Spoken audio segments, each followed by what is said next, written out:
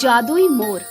एक गांव के एक छोटे परिवार में दो पति पत्नी राकेश व रीमा और उनके दो प्यारे बच्चे रचिता और राहुल रहते थे। उनके सुखी जीवन की गाड़ी सुचारू रूप से चल रही थी। एक दिन अचानक राकेश की तबीयत बहुत खराब हो गई। हे भगवान, इन्हें क्या हो गया है? इन्हें ठीक कर दीजिए। माँ बाबूजी को क्या हो गया है? ये बिस्तर से क्यों नहीं उठ रहे हैं? तुम्हारे बाबूजी ठीक हो जाएंगे, इन्हें कुछ नहीं होगा।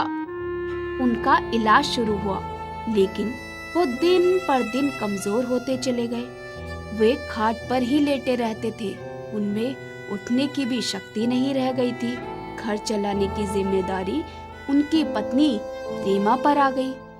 एक दिन राहुल रो रहा था। राहुल, रो मत।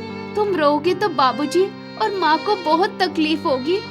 मुझे लड्डू चाहिए, मुझे लड्डू चाहिए। हम बाद में तुम्हें लड्डू दिला देंगे, चुप हो जाओ। उनके घर पर गरीबी ने अपना अधिकार जमा लिया था और माँ बहुत लाचार हो गई थी। रचिता राहुल को लेकर पास के जंगल में चल पड़ी। हिरण और खरगोश दिख रहे थे। चलते चलते उन्हें एक सुंदर मोर एक जगह पर खड़ा हुआ दिखाई पड़ा। वो घायल हो गया था। कितना प्यारा मोर है। अरे, ये तो घायल हो गया है। राहुल, इसे अपने घर ले चले? हाँ दीदी, ले चलो, हम इसके साथ खेलेंगे। दोनों मोर को अपने घर ले गए। उनकी माँ ने उस मोर के जख्म पर दवाई लगाई। मोर की आंखों में खुशी की चमक उभर आई। मोर चलकर धीरे धीरे राकेश के पास पहुंच गया। उसने राकेश के हाथ को अपनी चोंच से छू लिया। मोर के स्पर्श से उनके शरीर में चेतना का संचार होने लगा। राकेश थोड़ी देर में उठकर बैठ गए। माँ, जल्दी आओ, देखो बाबूजी उठकर बैठ गए हैं। हे भगवान, तुम्हारी बहुत बड़ी कृपा है। इतने दिनों के बाद ये पहली बार उठकर बैठे हैं। माँ, मोर ने बाबूजी को जैसे ही छुआ वैसे ही ये चमत्कार हुआ। हे प्यारे पक्षी, तुम्हारी बहुत बड़ी कृपा है। तुमने तो जैसे जादू ही कर दिया है। माँ, घर का सामान भी लाना है। बेटा, पैसे नहीं है, मैं बाद में कुछ इंतजाम करती हूँ। मोर आगे बढ़कर पंख फैलाकर नृत्य करने लगा। वो जैसे ही गोल घूमा, कई सोने के सिक्के उसके मुंह से जमीन पर गिरने लगे। राहुल और रचिता ने सभी सिक्के उठाकर माँ के हाथों पर रख दिए। रचिता मोर को गले लगाकर चूमने लगी और राहुल उसके पंखों को सहलाने लगा, प्यार करने लगा। उनकी माँ हाथों में सोने के सिक्के लेकर आश्चर्यचकित होकर प्यारे मोर को दुआएं देने लगी। ये तो सचमुच बहुत बड़ा चमत्कार है। ईश्वर का अद्भुत जादुई उपहार है। ये कहकर राकेश बड़े आराम से चलने लगा। उसका स्वास्थ्य तेजी से सुधरने लगा। उनकी रूठी हुई खुशियां वापस आ गई। उनके जीवन में आनंद की बहार छा गई। राकेश, रीमा, राहुल और रचिता उस प्यारे जादुई मोर के साथ बड़े सुख से रहने लगे। जादुई वृक्ष और शापित राजकुमारी। बहुत पुरानी बात है। सत्यपुर नामक राज्य में राजा मणि सिंह राज्य करता था। उसका मधुसूदन नाम का एक मंत्री था। वो भी राजा की ही तरह था। राजा की ही तरह गुणी, निडर और सत्यवादी। एक बार मंत्री ने अपनी पत्नी के साथ तीर्थ यात्रा पर जाने का विचार किया। वो अपनी पत्नी के साथ तीर्थ यात्रा पर निकल पड़ा। मधुसूदन घूमता फिरता समुद्र तट पर जा पहुंचा और वहीं ठहर गया। एक दिन जब वो समुद्र के किनारे अपनी पत्नी के साथ बैठा था, समुद्र की लहरों का आनंद लेते हुए कब रात गहरा गई उन्हें आभास भी नहीं हुआ। पूरा चंद्रमा खिला हुआ था। आधी रात के समय वहां उसने एक विचित्र सा दृश्य देखा। उसने देखा कि समुद्र में से एक बहुत ही खूबसूरत वृक्ष उगता हुआ चला आ रहा है। वो वृक्ष जगमगाती रोशनी में नहाया हुआ था। उस पर हीरे मोती इत्यादि फल के रूप में लगे हुए थे और अपनी आभा बिखेर रहे थे। वृक्ष की शाखा पर एक बहुत ही खूबसूरत कन्या हाथों में वीणा लिए संगीत की मधुर लहरियां वातावरण में बिखेर रही थी। मंत्री मधुसूदन मंत्रमुग्ध सा उस दृश्य को निहार रहा था।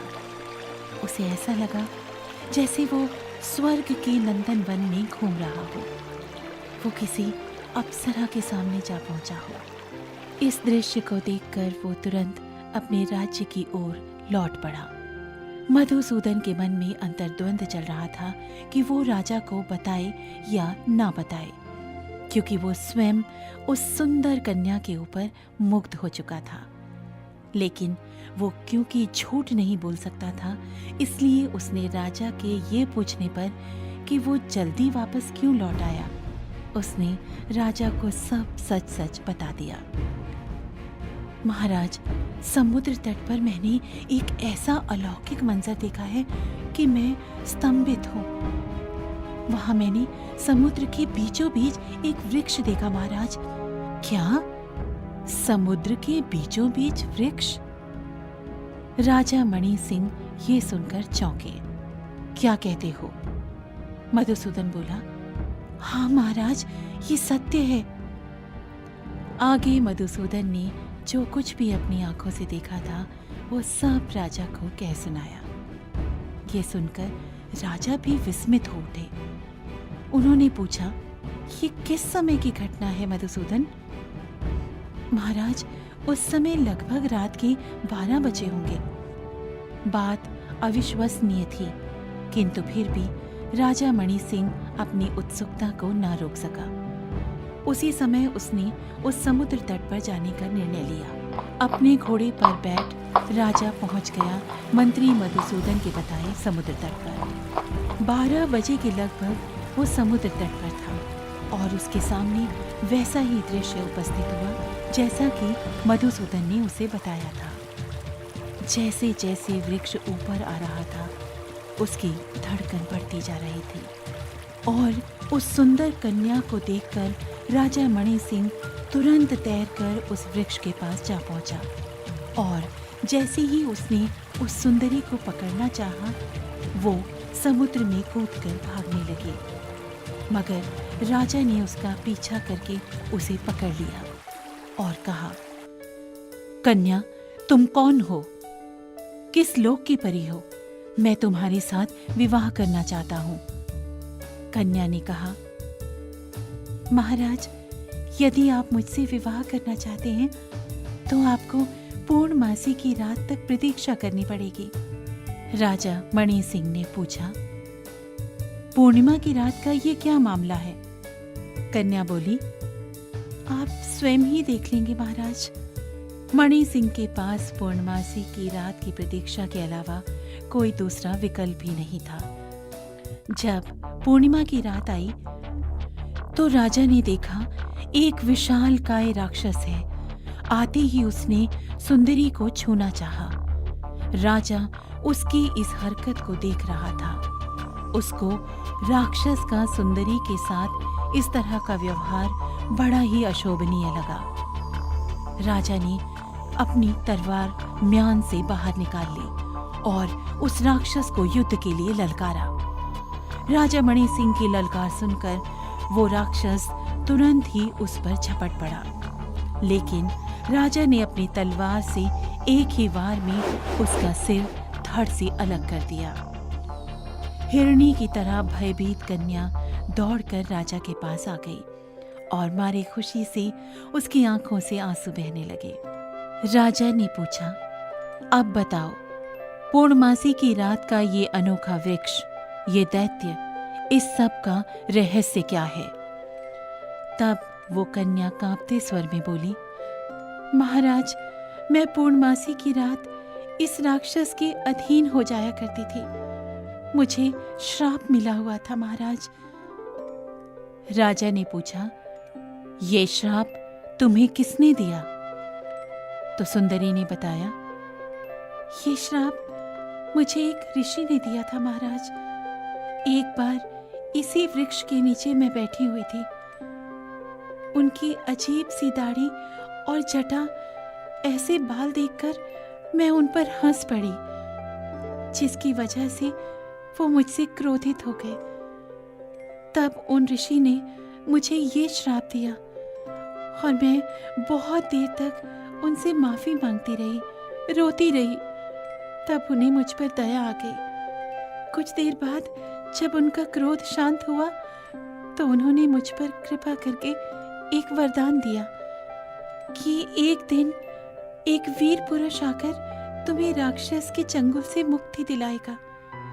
और उसी दिन से आज तक मैं हर रोज समुद्र से निकलकर कल्प वृक्ष के ऊपर बैठकर उसी राजपुरुष राजा की प्रतीक्षा कर रही हूँ। उसकी आप बीती सुनकर राजा उसे अपने महल ले गए और धूमधाम से उसके साथ विवाह किया। राजा ने मंत्री मधुसूदन को बहुत सारा पुरस्कार दिया और धन्यवाद दिया।